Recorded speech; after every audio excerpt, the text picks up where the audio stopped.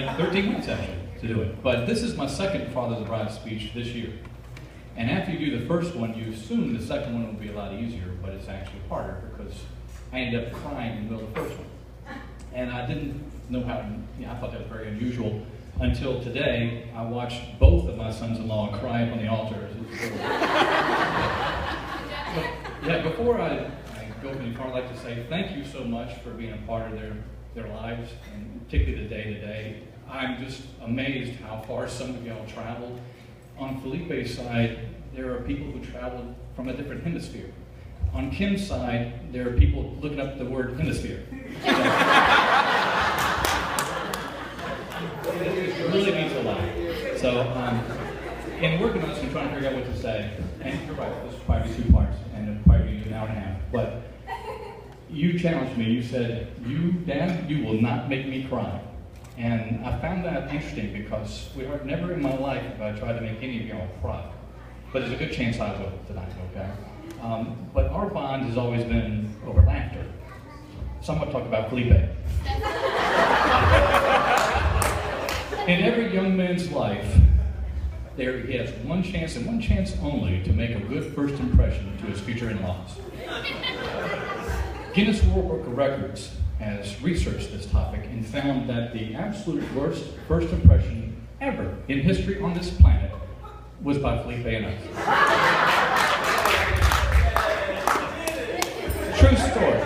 True story. Charles Manson just got engaged a few months ago. He made a better first impression. Right?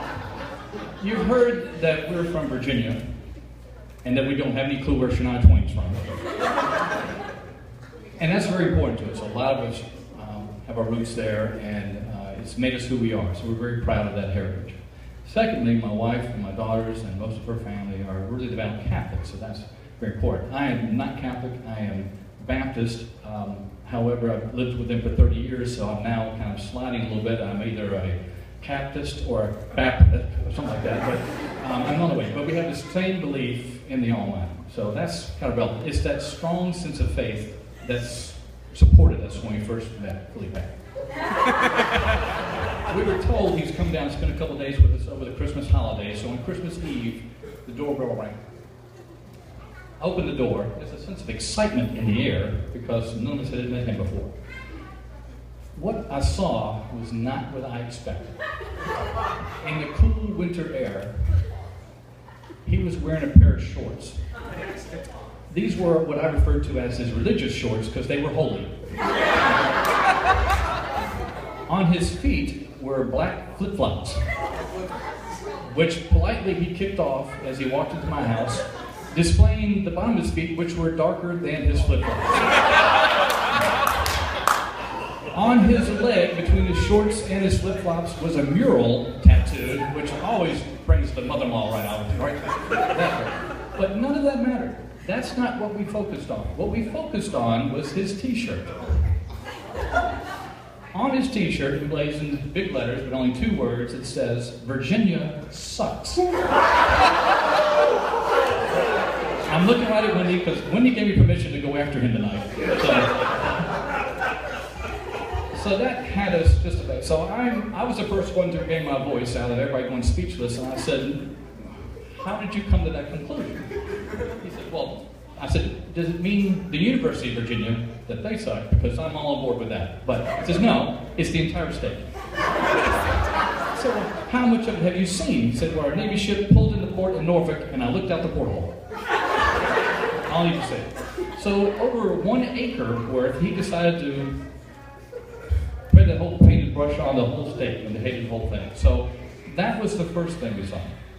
This was in the middle of the afternoon on Christmas Eve, and again, I'm not Catholic, but it was nearing 4 o'clock, which was time for midnight mass.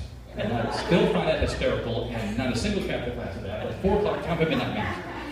And I said, "Would you like to join us there?" And he goes, "Listen, I'm in pre-law, and I've had 1 semester of college, so I know everything." In pre-law, we all about evidence, and I've not seen, to my the full evidence of a God. I said, "Well, that's interesting, and I think it's better if you stay home because if somebody spills a holy water, you're going to go right in flames."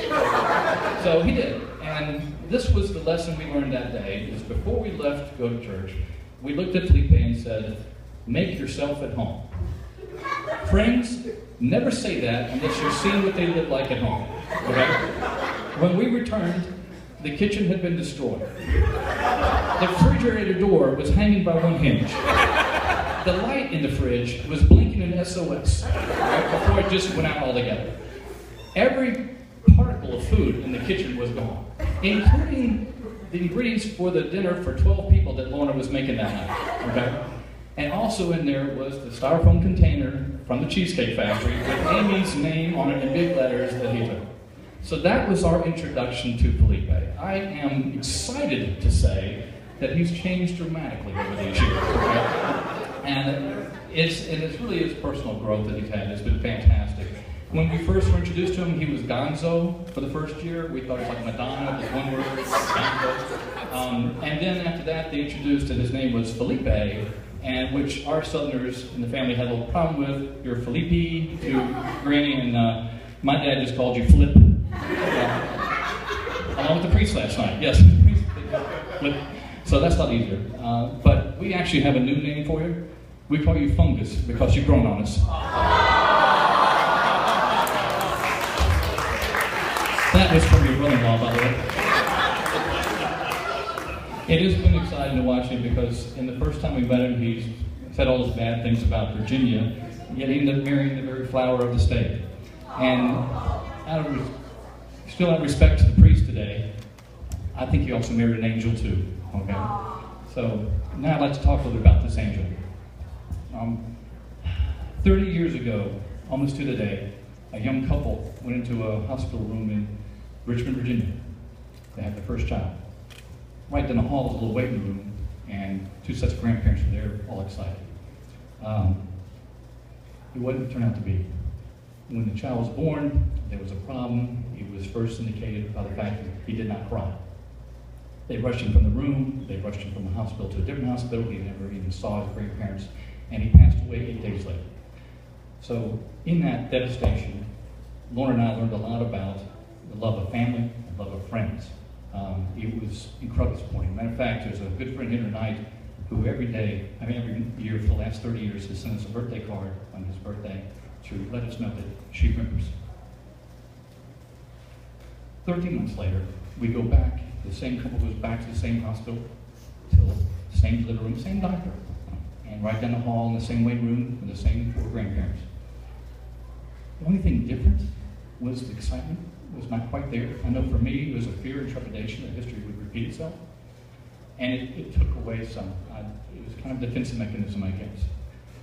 But this one has had a zest for life from the second she was born. That has been amazing. It's impressed us and exhausted us all at the same time. But she also did not cry when she was born.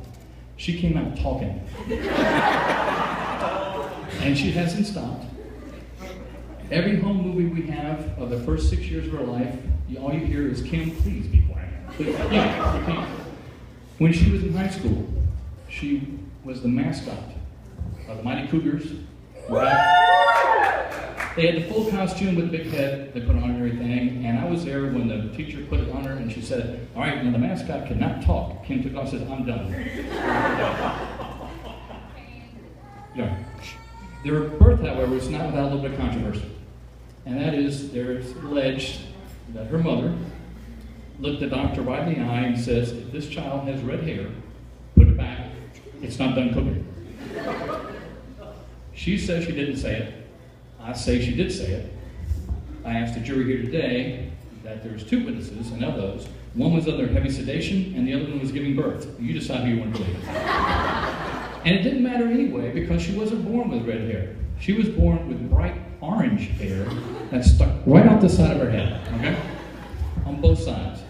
When she was in 5th grade, I found an opportunity to embarrass her in front of her friends when they were talking about when they were children. And I said, you know, when Kimberly was born, she had bright orange hair sticking right outside her head. She looked like Bozo's daughter. With the perfect comedic timing, she goes, Dad, I am Bozo's daughter. That's how they're going like that. So it's been amazing. She was the queen in her little town, Virginia, making with friends and everything. She's always had a very easy time making friends. And then her mean old dad moved her to Florida, where she thought her life would go. But then she met her personality twin in Jessica, who apparently had been to the same voice coach, who taught them how to project. Mission accomplished. Right. Yes. And together they shouted their way up the social ladder.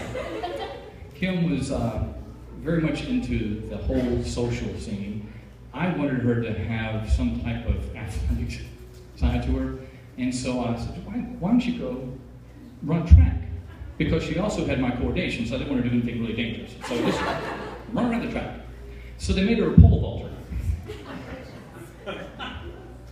I went to her meets. I was one of only 2 people, by the way, in the crowd. And they actually had to stop the meet several times because she had gathered all the other competitors into a circle and they're all gossiping. They actually had to say, hey, ladies. And that's how it's just been amazing that any group, anywhere, anytime, she can make friends into that. What's been impressive to me is the quality of the friends that you make, okay? I mean, I look around and whether Virginia or here, with the exception of David Jordan, they've been very, very good. No, it's remarkable. Plus, it's amazing when you look around how many have stayed with you through the years and followed you and they're here. And it's been a pleasure for us to watch all of y'all grow up, with the exception of David Jordan. He got into the service today. I have no idea how that happened. He also got in trouble. Yeah, we saw that. Oh, I missed that. I'm looking up in the video. The most important thing that happened in Kim's life occurred when she was 4 years old, and that is Disney produced The Little Mermaid. Okay, as many of y'all knows about the little redhead girl, and by that time her orange hair had turned to red.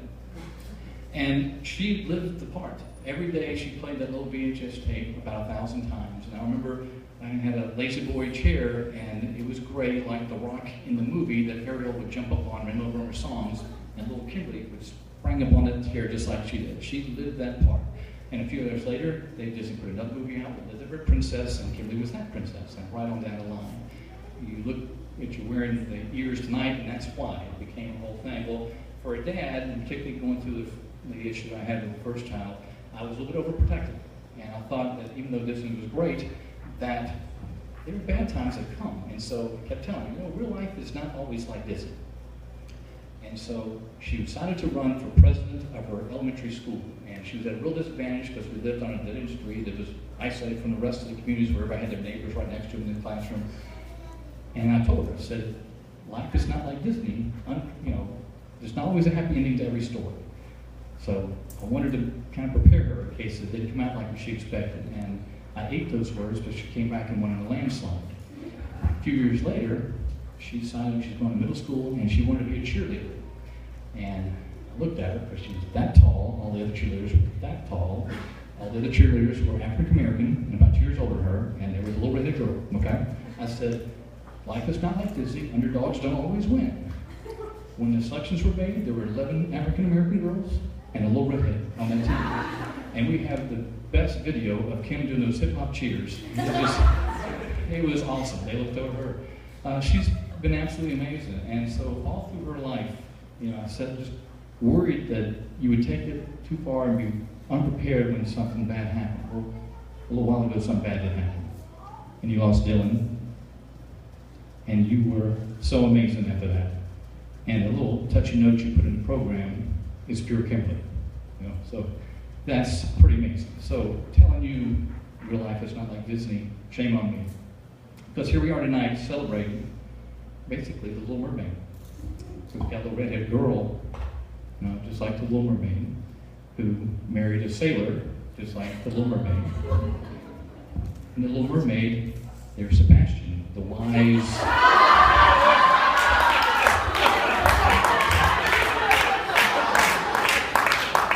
Sebastian, the wise one, wiser than his years, and they have Sebastian, that's where the comparison ends. So,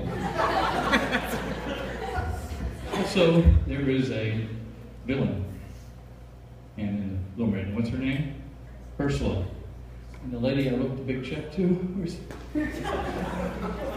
Ursula is not a villain. She's a very nice lady who's helped put all this together tonight, so I hope y'all give her a round of applause too. It's been amazing.